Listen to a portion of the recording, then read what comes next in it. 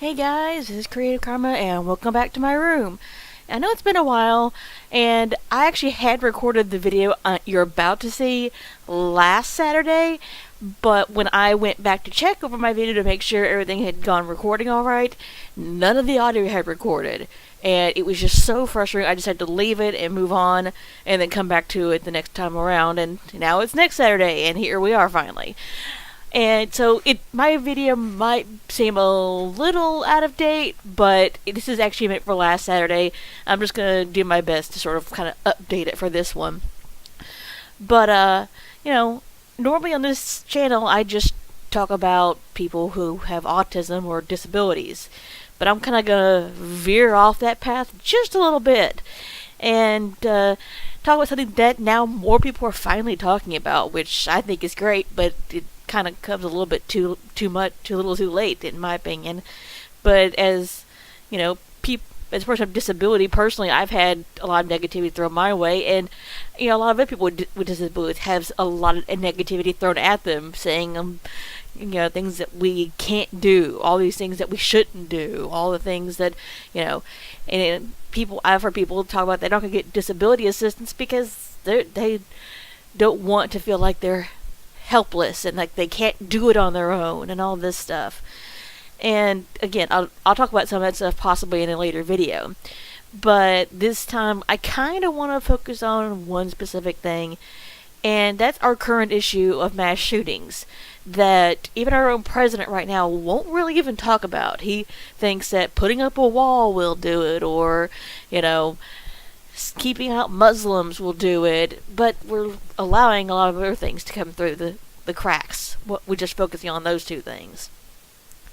And by this point, I'm sure pretty much everybody is so far aware and so bogged down with all the information about the Las Vegas shooting that you probably don't want to hear all that again, so I'm not going to rehash it, even though that's what I'd planned to do in my last video.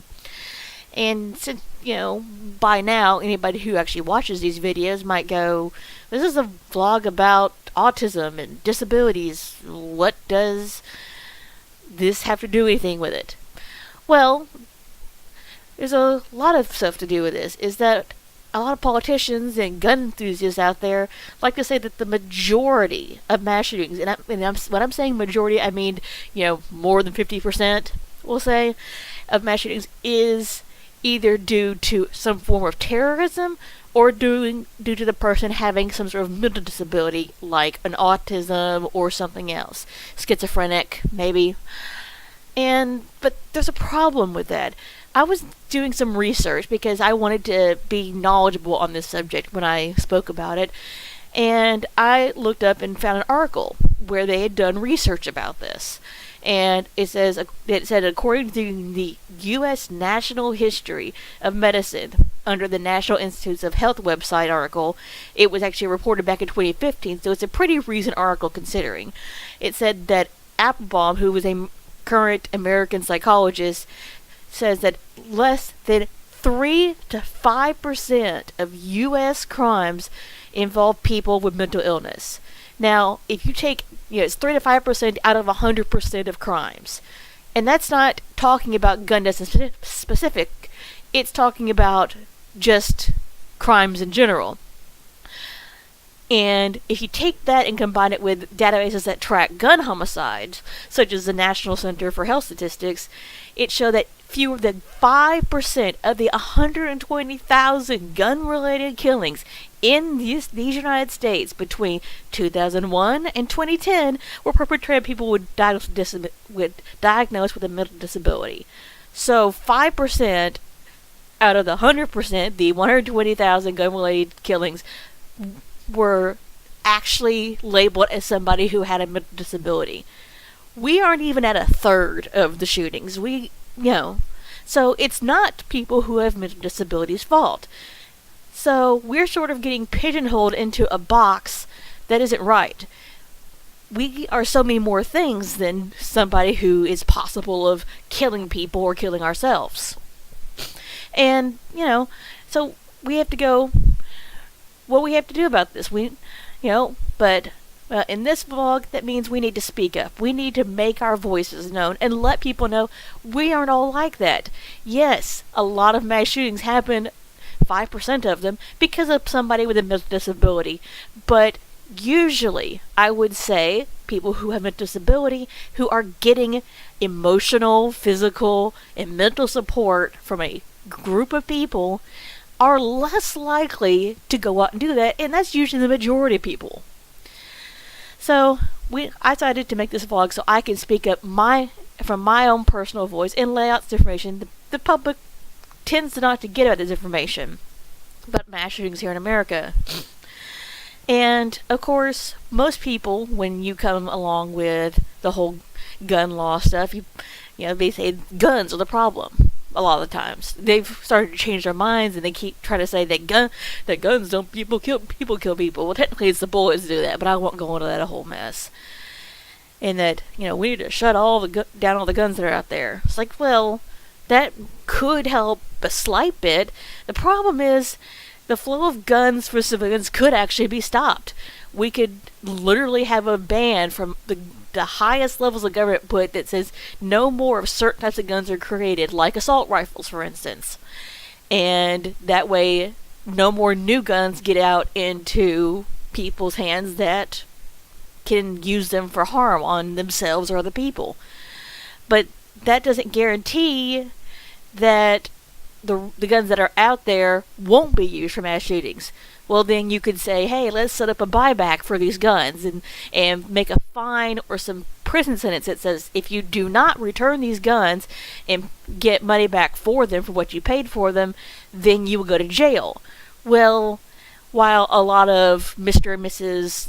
John Q. America, or whatever you want to call it, might bring those guns back in because they don't want to have to face prison time, that doesn't count of any criminals or any other people out there who will probably hide these guns and keep them for themselves, and still there will be guns out there in the world that aren't going to be accounted for, and they won't do anything. So, sure, it'll cut down some gun crime. And yes, they can probably bring guns in illegally and things like that. But it would be a starting point, at the very least. Somewhere that you could at least start and slow down the tide of guns. Because if we're going to slow down the tide of drugs in this country, you got to start somewhere. Just because you can't get rid of it all at one time doesn't mean you shouldn't try. And then, so we go back and, now we got 3D printers, which is a great thing. You can print a whole lot of things these days. I've seen so many interesting and unique things printed on 3D printers. But now we can print our own guns? Are we going to have to ban the printing of a 3D gun now as well? Well, it seems like it. There's been modifications that aren't being banned that can make guns more deadly, that originally weren't intended to be more deadly. You've got clips that are bigger and will hold more ammo in a gun that normally it wouldn't hold.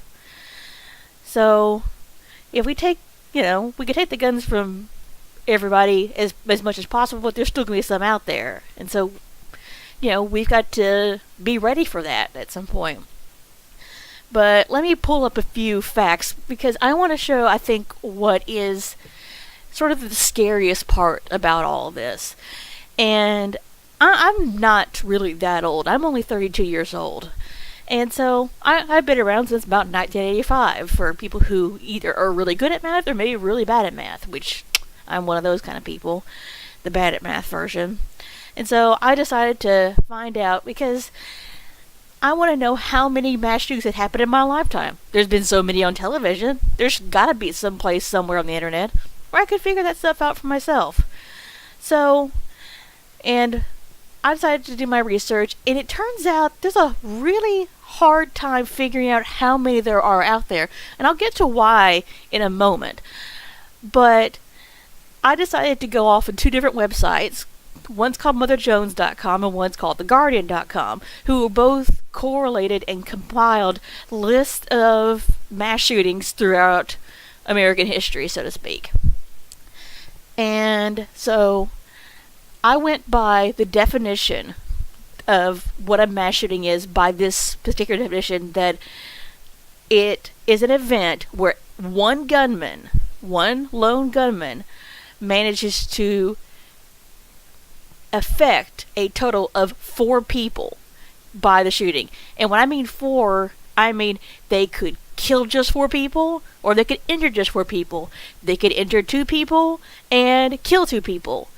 It's a total of 4 minimum that were either injured or killed due to the gunman.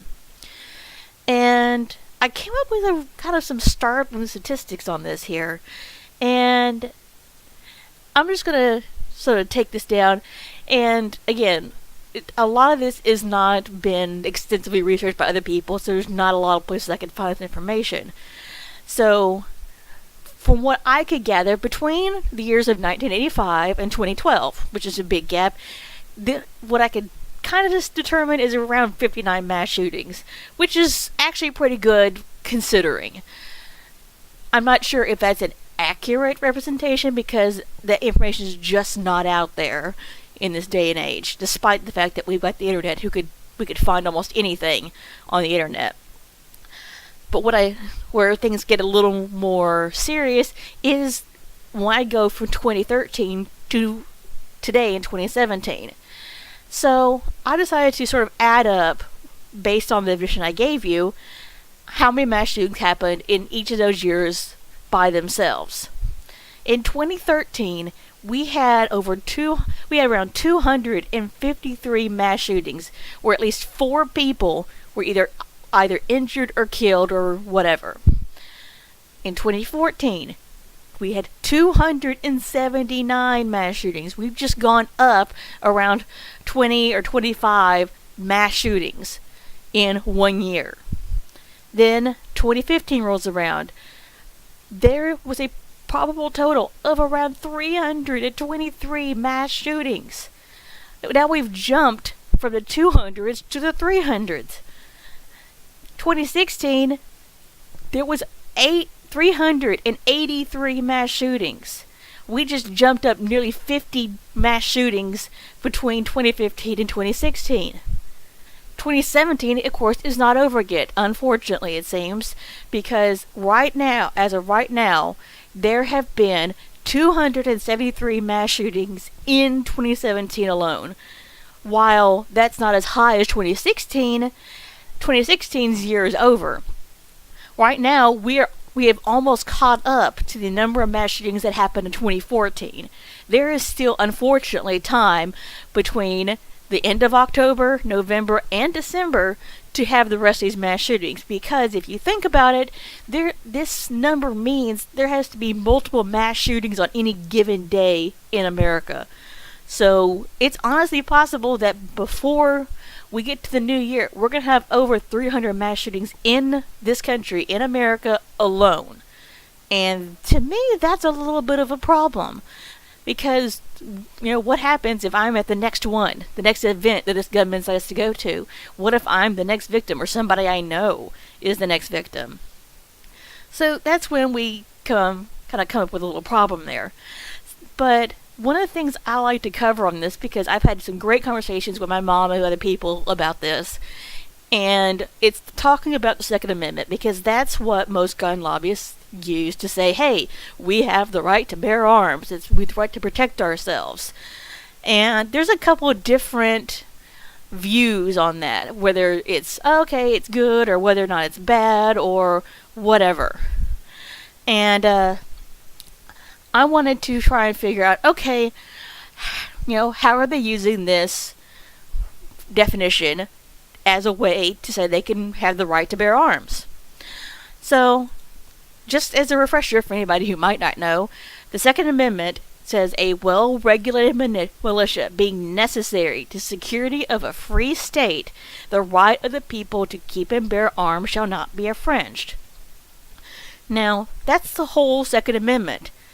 To me, being an English major, what it's saying is that because the founders believed in the security of free states, that the people who are in a well-regulated militia have the right to keep and bear arms, and they cannot infringe on that.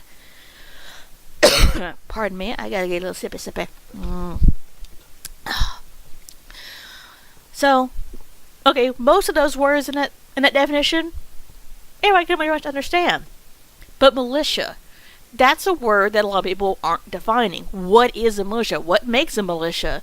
Does that just mean any group of random people? What does it mean? And so I actually went to 2 different websites to look up the definition of militia so I can get a good, solid combination.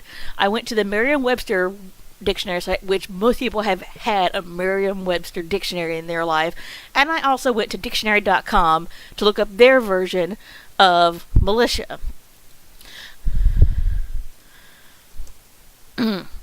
And in the Merriam-Webster thing, the definitions of militia, they only have 2.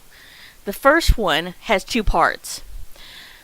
And it's 1A was a part of the organized armed forces of a country liable to call only in an emergency.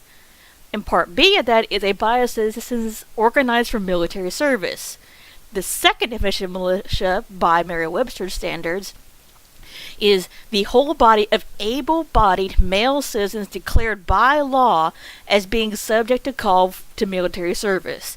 Now, if you just go by these definitions, it says that they are subject to military service and go out into their state when emergencies happen to protect the state.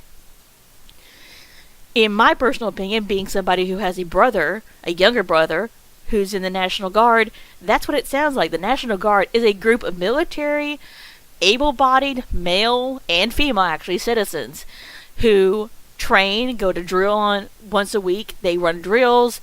They're subject to go out when there's emergencies within the state to help people who are in flooded cars, or if there's a snowstorm, or anything like that. So, to me, a militia, we already have one of those. We don't need any more militia, and thusly we don't need one in the hands of just regular citizens who are not military. Then I went to dictionary.com, and they have a lot more examples of definitions in their thing. They actually have 4. Now, a couple of them are similar to Merriam-Webster's. The first one, a body of citizens enrolled for military service and called up periodically for drill, but serving full-time only emergencies. So pretty much what Merriam-Webster said. The second one, a body of citizen soldiers as distinguished from professional soldiers. Now, professional soldiers, I would, in my head, sounds like somebody who's, in the Marines or the Navy or the Air Force, something like that, but not a National Guard. National Guard is so much different from the professional military, even though they are their own sort of militaristic force. Then, the third one says, all able-bodied males considered by law eligible for military service. So, then you throw in that it's able-bodied citizens that are males that are considered by law eligible for military service is a militia. That's much broader than the other previous definitions. Then the fourth one, which we're going to jump in here, a body of citizens organized in a paramilitary group and typically regarding themselves as the defenders of individual rights against the presumed interference of the federal government. That's the last one. And that's, I think, the definition a lot of people who claim to be part of a militia cling on to. Because, they believe they're part of a paramilitary group. Well, now, what's paramilitary? Even I don't know what that means. So, what's paramilitary? According to dictionary.com, is noting or pertaining to an organization operating as in place of or as a supplement to a regular military force. So they work with or in place of a military force. So essentially they do work for the state and they work for the local government, but they don't work for the federal government. They take care of their local group. Well, there becomes a problem with some of this stuff when you're talking about they just focus on the locals and they take care of themselves. The thing is, though, that when people talk about that they have the right to bear arms, they always say, it's to protect me and my family. Well, if you're protecting you and your family, usually that's from home, is to protect them there. You carry it out into public, you may be saying you're to protect yourself and your family, but what happens when there's a sniper around? Are you carrying around a sniper rifle in public while you're going shopping with your wife at the mall? Are you going out with your kids to go ice skating and have a sniper bag that you carry along with you when you head out the door? To me, that seems a little extreme. I am a Southerner, and I know a lot of people who own guns and love guns and go out hunting and go to the gun range, and they just love it. My brother is one of those people. My mom is actually really good at shooting a gun. And I can say I've actually gone and shot a gun at a gun range because I wanted to know what it felt like. I didn't want to be one of those people that said I didn't like guns, but I never tried shooting one and handling one and knowing what it was like. And while I can appreciate the gun and know what it's capable of and how to take care of it and how to be safe with it, it's just not something that I find fun. I don't want to do this for my amusement. I don't even think I'd be a hunter. So, to go through all this again, I can, from the mindset of somebody protecting, I can understand a handgun. That, that's a one-shot thing every time you pull the trigger. If you're a hunter, I can understand hunting rifles and crossbows and various things that are like that. But I can't understand having fully automatic weapons, because if you're not using those to go out with you during the daytime to protect your family with, then most likely you could be considered a terrorist, and somebody might try to shoot you or arrest you because they don't know what you're intending to do with these massive guns. You would normally just carry a handgun with you when you're walking outside, so it's concealed, but you also have a permit that allows you to have this handgun. And, the problem we have a lot of this is that there's no checks and balances on this. We talk about there's a checks and balances for our government. Why not do it for guns? Well, if you want to do that, you're going to take away our guns. Well, no, I'm not wanting to take away all your guns. I just want the people who have the guns to be the ones that are going to be the safest with them. We've had checks and balances for years on things that you probably didn't even think about. Cars. When the first cars came out, there were no airbags, there were no seatbelts, there weren't even really any doors, there was not an overcarriage that protected you in case you were flung out of your seat or whatever, and people died. A lot. There weren't even speed limits or stop signs, and people got into wrecks and were seriously injured. Now, we've created companies and groups that will go out and find out what's the safest speed for this area that we're in. We got the seatbelt was invented to keep you from being flung from the vehicle if you had a wreck with somebody. Airbags were installed in cars and they were required by law to be put in cars to make them safer. They made sure we knew which side of the road to drive on, and before you can get a license, you've got to take a test that proves not only do you have the mental capabilities to know what the law is and to know what's wrong from right, but you also have to take a driving test to prove you know how to drive a car before they let you behind the wheel. Yet when people buy guns, a lot of the times all you have to do is fill out some paperwork and you leave with a gun. Yeah, it may take you a few days because there might be a waiting period at certain locations, but you essentially get to leave with a gun. You don't have to prove that you know how to safely operate that gun and that you're not going to use it to harm somebody else. And yeah, when you can go whine and complain now, you're going to get in there and you're going to violate my private rights and you're going to get all the information. Well, the problem with that is that, cars, yes, they can kill people, but they're not taking away everybody's cars with them. But if somebody was using cars exclusively to murder people, we'd be talking about how do we protect people from being murdered by vehicles. We'd find a way to fix that. But the moment we start talking about protecting people from guns, nobody seems to want to do anything about it. And then the problem comes in around there isn't really much information about gun violence. So who's supposed to do this? Who's supposed to let us know what causes gun violence and what we could do to stop it? You know, what's the government supposed to be doing? Because it's their job. It's not ours as regular citizens, unless that's our job that we have.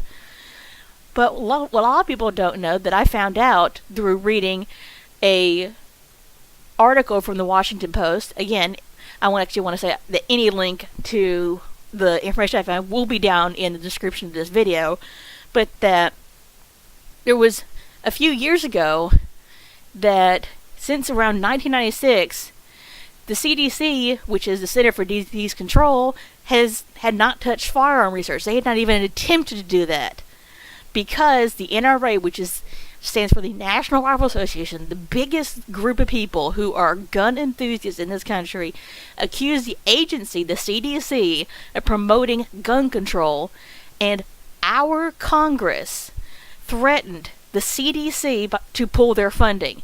The CDC is a very, very important group of people who are out there to make sure we don't die from various diseases, that we can get the medicines out to the people who need it, and that if new ones come around, that we know how to combat it.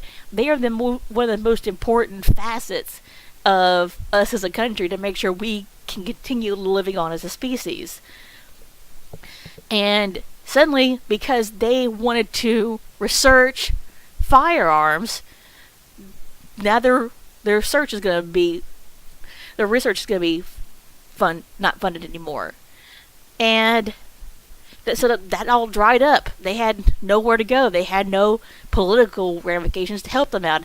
And the reason for that is because if you actually go on the internet and do your research, the NRA is actually funding a lot of the politicians that are currently in power, and if with those politicians taking the NRA's money, they're essentially saying, we're going to support your right to have guns, and we're not going to do anything to take them away from you, because if we do, our whole political campaign is not going to get funded, and we're not going to be able to go out here and do the rest of the stuff we said we were going to do in the first place. So essentially, they're getting paid off to look the other way about the gun control issue. And the ban was actually lifted a couple of years ago, but the CDC has been so terrified of doing gun research that they won't even touch the issue because they don't want their funding to be lost over this, even though this is probably more deadly than almost any other natural medical disaster that's ever happened in this country or any country since. So, what's the deal? We can't research gun violence to find out what the deal is of how much gun violence has gone on and the toll it takes on people and the people who have mental disabilities that are part of it, or the terrorists who are part of it. We have no information. I was barely able to find anything, and that was just because I was looking at all these other media outlets, which have been lately just been called fake news because they report things the president doesn't like to hear. I'm saying all this because as a disabled person and as an American citizen, I have the right to speak out. It is our First Amendment right to speak out and to make ourselves heard without being imprisoned or tortured or beaten or killed. And everybody out there who might be watching this video, and anybody else in the world, has the same right to do that. We have the right to disagree with them, but we don't have a right to silence them. That's the way our Constitution was written. You could disagree all day long, but you don't have the right to try and silence them for it. And so that's what I am actually challenging anybody else to do, is that if you think that the way things are going right now with gun laws and the lack thereof, and you want it to stop and you want more safety, I encourage you, go out and email or write a letter or call any representatives in your state or wherever you are and let them know what you feel. If you're not confident enough to verbalize things, as some people with autism are, have somebody else write a letter for you. You could write a petition and have everybody that's your friends sign it and have it sent in. Let them know that we as people who have disabilities, or people who are friends of somebody who has disability, don't approve of being pigeonholed as a group that are one of the major causes of gun violence when we really aren't. we've got to do something about it, because if the longer we stay silent about it, the longer this will go on, and then nothing gets done. So, I could go on for this about an hour or two, but I think before I ramble on and do way too much more with this, I'm going to end this video here. If you have any other thoughts, speak them down in the comments. It's your right to have an opinion. I don't care what your opinions are. I would only ask that you be nice to each other, show each other common courtesy, and treat each other as you'd want to be treated yourself.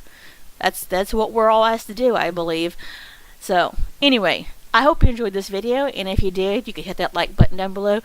And if you might want to see more of my later videos, hit the subscribe button. And I will see you in the next video. See ya!